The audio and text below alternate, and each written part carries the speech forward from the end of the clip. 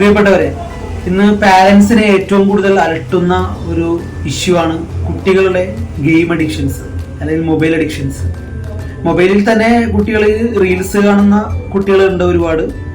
ചെറിയ കുട്ടികൾ തന്നെ 4, 5 വയസ്സ്, 3 വയസ്സ്, 4 വയസ്സ് തൊട്ട് തന്നെ കുട്ടികൾ റീലിലേക്കും മറ്റ് മൊബൈലിൽ നമ്മൾ പാരൻസ് ഇരിക്കുന്നത് പോലെ തന്നെ കുട്ടികളും ഇരിക്കുന്ന ഒരു പൊതു പ്രവണത എല്ലാ വീടുകളിലും കാണുന്നുണ്ട്. അതൊപ്പം തന്നെ അതിനേക്കാൾ കുറച്ചും കൂടി അപകടകരമായ ഒരു പ്രശ്നം പാരൻസിനെ അലട്ടുന്നതാണ് ഓൺലൈൻ ഗെയിമിങ്ങുകൾ. ഇന്ന് കുട്ടികൾ ഒരുപാട് പേര് ചെറിയ ഗെയിം, സ്വന്തമായ ഗെയിം ഡൗൺലോഡ് അടുത്ത സ്റ്റേജുകളിലേക്ക് പോകാനെല്ലാം കുട്ടികൾക്ക് വളരെ ചെറുപ്പത്തിൽ തന്നെ അറിയാവുന്ന ഒരു സാഹചര്യം ഇപ്പം ഉണ്ട്.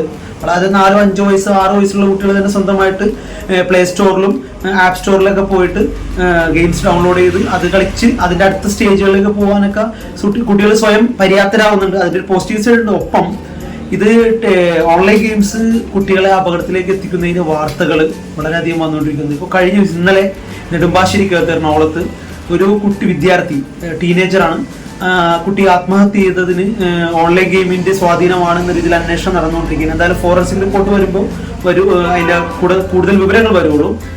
കേരളത്തിൽ ഓൾറെഡി തന്നെ 10നും 15നും ഇടയിൽ മരണങ്ങൾ ഓൺലൈൻ ഗെയിമിന്റെ അഡിക്ഷൻ കൊണ്ടുണ്ടായതായിട്ട് അല്ലെങ്കിൽ ആരോപിക്കപ്പെടുന്നുണ്ട്. പലതും തെളിയിക്കപ്പെടാൻ കഴിയില്ല. കാരണം ഇതിന്റെ എന്ത് കാരണം കൊണ്ടാണ് കുട്ടികൾ ആത്മഹത്യ ചെയ്യുന്നതെന്നും ഓൺലൈൻ ഗെയിമിന്റെ ഏത് സ്റ്റേജിൽ നിന്നാണ് അത് പോകുന്നതെന്നും അധികം സയന്റിഫിക്കലി ഒന്നും പ്രൂവ് ചെയ്യാൻ കഴിയാത്തതുകൊണ്ട് ഉണ്ട്. എന്നാലും ഇത്തരം കുട്ടികൾക്ക് അഡിക്ഷനും ഇൻട്രോവേർട്ടിസവും, അതായത് അന്തർമുഖരായിട്ട് ആരോടും സൗഹൃദങ്ങളില്ലാതിരിക്കുന്ന സാഹചര്യങ്ങളൊക്കെ ഉണ്ട്.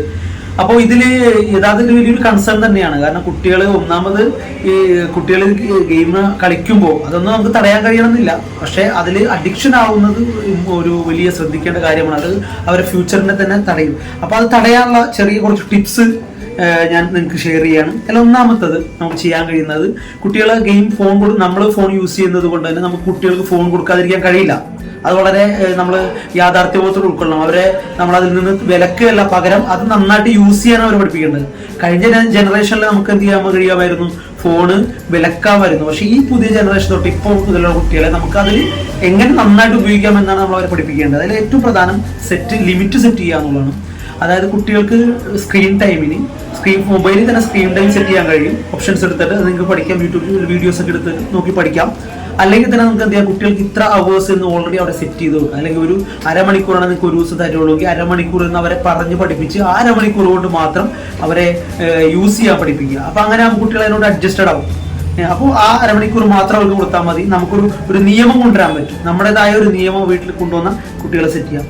മറ്റൊന്ന് മോണിറ്റർ ചെയ്യുക, യൂസേജ് മോണിറ്റർ ചെയ്യുക എന്നുള്ളത്. കാരണം ഈ പല പാരൻസിനും സംഭവിക്കുന്നത് കുട്ടികൾ എന്ത് ഗെയിമാണ് കളിക്കുന്നതെന്ന് അറിയാത്തൊരവസ്ഥ. നമ്മുടെ കുട്ടികൾ എന്ത് ഗെയിമാണ് കളിക്കുന്നതെന്നും അത് എന്ത് ടൈപ്പ് ഗെയിമാണെന്നും അതിലെന്തെല്ലാം കോംപ്ലിക്കേഷൻസ് ഉണ്ടെന്നും അതിൻ്റെ ആ പ്രത്യാഘാതം എന്തായിരിക്കണം എന്നൊക്കെ മനസ്സിലാക്കാനുള്ള ഒരു കപ്പാസിറ്റി നമ്മൾ ഉണ്ടാക്കിയെടുക്കണം. എന്ന് വെച്ചാൽ ആ കുട്ടികളുടെ ഒപ്പം ഇരിക്കുക, ആ ഗെയിം എന്താണെന്ന് കാണാൻ കുറച്ച് നേരം വാച്ച് ചെയ്യുക, ആ ഗെയിമിൽ സജഷൻസ് കൊടുക്കാം, നിർദ്ദേശങ്ങൾ കൊടുക്കാം, തിരുത്തേണ്ട കാര്യങ്ങൾ മാറ്റാൻ പറഞ്ഞു കൊടുക്കാം. അതിൽ അപകടം ഉണ്ടെന്ന് തോന്നുമ്പോൾ നേരിട്ട് ഡയറക്റ്റ് ചെയ്ത് കുട്ടികളെ ഉടക്കാതെ നമ്മൾ തന്ത്രപരമായിട്ട് കുട്ടികളെ അതിൽ നിന്ന് മാറ്റാൻ ശ്രമിക്കുക എന്നുള്ളതാണ്.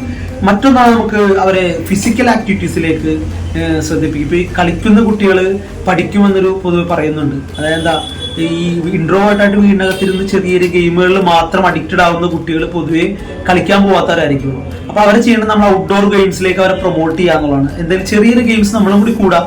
ചെറിയ ഗെയിംസ് ഒക്കെ കുട്ടികളെ കളിപ്പിക്കുക. ബീച്ച് ഉണ്ടെങ്കിൽ, പാർക്കുകൾ ഉണ്ടെങ്കിൽ അവിടെ പോയി കുട്ടികളൊപ്പം ചെറിയ ബോളൊക്കെ വെച്ച് കളിക്കുക. കുറച്ച് സമയം അവരിപ്പോൾ സ്പെൻഡ് ചെയ്യുക. അപ്പോൾ അവർ സ്വാഭാവികമായിട്ട് അവരുടെ ഇൻട്രസ്റ്റ് കൂടും. കാരണം ബോഡി ഹീറ്റ് ആവും, അവരുടെ എനർജി കൂടും. അപ്പൊ ഇതൊക്കെ ഉണ്ടാവും. അതേസമയം നമ്മൾ ഗെയിമുകൾ കളിക്കുമ്പോൾ ഇൻട്രോവേർട്ടായിട്ട് മെന്റൽ പ്രഷറാണ് കുട്ടികൾക്ക് ഉണ്ടാവുന്നത്. മാനസികമായ സംഘർഷങ്ങളും മാനസികമായ ബുദ്ധിമുട്ടുകളും പരാജയബോധങ്ങളും അങ്ങനെ കുറെ സംഗതികൾ ഉണ്ടാവും. ഇപ്പൊ എന്റെ മകൻ എന്നോട് അത് ഒരിക്കൽ പറഞ്ഞിട്ടുണ്ട്. ഒരു ഗെയിം സ്ഥിരമായിട്ട് കളിച്ചിട്ട് നിങ്ങൾ ചിലപ്പോൾ അറിഞ്ഞിട്ടുണ്ടാവുന്ന ബിഗ് ഫൂട്ട് എന്ന് പറഞ്ഞ ഗെയിമുണ്ട്. ആ ബിഗ് ഫൂട്ട് എന്ന് പറയുന്ന കുട്ടികൾ കൂടുതൽ കളിക്കുന്ന ഒരു ഗെയിമാണ്. ആ ബിഗ് ഫൂട്ടിനെ പരാജയപ്പെടുത്തൽ ഭയങ്കര ബുദ്ധിമുട്ടുള്ള കാര്യമാണ്. ആ പരാജയപ്പെടുത്താൻ കഴിയാത്തത് വലിയൊരു കുറവായിട്ട് മനസ്സിലാക്കുന്ന സാഹചര്യം കുട്ടികളൊക്കെ വരുന്നുണ്ട്. അപ്പോൾ അങ്ങനത്തെ പരാജയബോധങ്ങളൊക്കെ വരും. അപ്പൊ അതെല്ലാം നമ്മൾ യാഥാർത്ഥ്യബോധം ഉൾക്കൊള്ളുകയും അതിന് നമ്മൾ ഔട്ട്ഡോർ ഗെയിംസ് വെച്ച് നമ്മൾ അവരെ സബ്സ്റ്റിറ്റ്യൂട്ട് ചെയ്യുക. ഈ ഗെയിംസിന് പകരം ആ ഗെയിംസിലേക്ക് നമ്മൾ ബുദ്ധിപരമായി നിൽക്കുക. വെറുതെ ബലം പിടിച്ചോ കുട്ടികളെ ചീത്ത പറഞ്ഞോ ഒന്നുമല്ല. അവിടെ തന്ത്രപരമായി നമ്മൾ കൂടി ചെയ്യുക എന്നുള്ളതാണ്. ഓൾട്ടർനേറ്റീവ് ഉള്ള ഹോബീസ് കണ്ടെത്താം.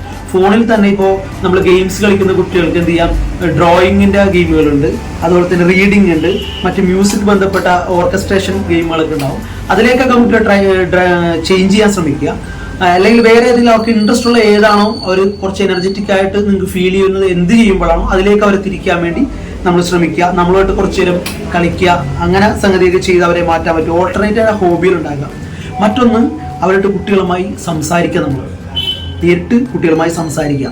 അവരോട് സംസാരിച്ചുകൊണ്ട് അവർ പറയുക, ഈ ഗെയിമിന് ഇങ്ങനെ പ്രശ്നങ്ങളുണ്ട്, മോന് ഇങ്ങനെ അഡിക്ഷൻ വരാൻ സാധ്യതയുണ്ട്, മോൾക്ക് അഡിക്ഷൻ വരാൻ സാധ്യത, അതുകൊണ്ട് ഇത്ര യൂസ് ചെയ്യരുത്, അപകടമാണ്, മോന് വളരേണ്ടതാണ് എന്നൊക്കെ പറഞ്ഞ് കുട്ടികളോട് ഡയറക്റ്റ് കമ്മ്യൂണിക്കേറ്റ്, നല്ലൊരു പേഴ്സണൽ റിലേഷൻ ഉണ്ടാക്കിയെടുക്കുക. അതിലൂടെ നമുക്ക് എന്ത് ചെയ്യാൻ പറ്റും, കുറേ കുട്ടികളെ മനസ്സിലാക്കിയെടുക്കാൻ കഴിയും.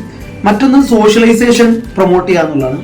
സോഷ്യലൈസേഷൻ സമൂഹമായിട്ട് ഇടപെടുന്നത് പ്രൊമോട്ട് ചെയ്യുന്നത് കുട്ടികളോട് നീ പോയിട്ട് അവരോട് പരിചയപ്പെട്ട് സംസാരിക്കുന്ന പറഞ്ഞാൽ അവർ ചെയ്യില്ല. പക്ഷെ നമ്മളവരെ കൊണ്ടുപോയിട്ട് നമ്മൾ പെരുമാറുന്നത് കാണിച്ചു കൊടുക്കണം. നമ്മളെങ്ങനെയാണ് ആളുകളോട് ഇന്ററാക്ട് ചെയ്യുന്നത്, അവരോട് ഇന്ററാക്ട് ചെയ്യുന്ന രീതിയിലുള്ള കുട്ടികൾക്ക് കാണിച്ചു കൊടുത്താൽ അവർ അത് പഠിക്കുമെന്നുള്ളതാണ്. ഒപ്പം ഫോണുകളിൽ പാരന്റ് കൺട്രോളിങ് ചെയ്യാൻ പറ്റും. കുട്ടികൾക്ക് നിങ്ങൾ ടാബുകൾ വാങ്ങിച്ചു കൊടുത്തിട്ടുണ്ടെങ്കിൽ, ഫോൺ ഉണ്ടെങ്കിൽ അത് പാരന്റ് കൺട്രോളിങ്ങിലൂടെ കുട്ടികളുടെ ഗെയിമിൽ മോണിറ്റർ ചെയ്യാൻ കഴിയും. അതെല്ലാം യൂട്യൂബിൽ അവൈലബിൾ ആണ്, ഇത്ര വീഡിയോസ് എല്ലാം.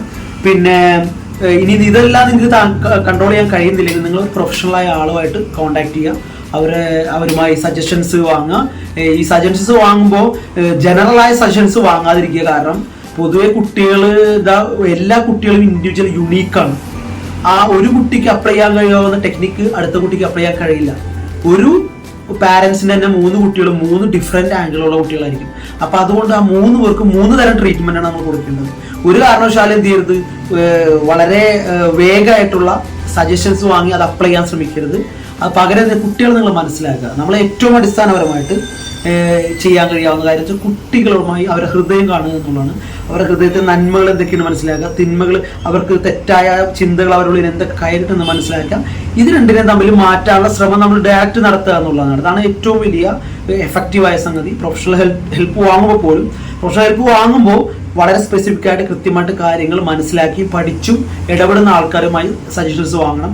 അല്ലെങ്കിൽ അതിന്റെ അപകടങ്ങൾ വേറെ ഉണ്ട്. പല സ്ഥലങ്ങളിൽ നിന്നും അത്തരത്തിൽ പ്രൊഫഷണൽസിന്റെ സഹായം ചോദിച്ചിട്ട് ആ കുട്ടി ഇനി സക്സസ് ആവൂല എന്നും ആ കുട്ടിക്ക് ഇനി രക്ഷയില്ല എന്നും പറയുന്ന ടൈപ്പ് പലതരം അഡ്വൈസ് കിട്ടി വിഷമിച്ച് സങ്കടത്തോടെ പറയുന്ന പാരന്റ്സിനെ കണ്ടിട്ടുണ്ട്.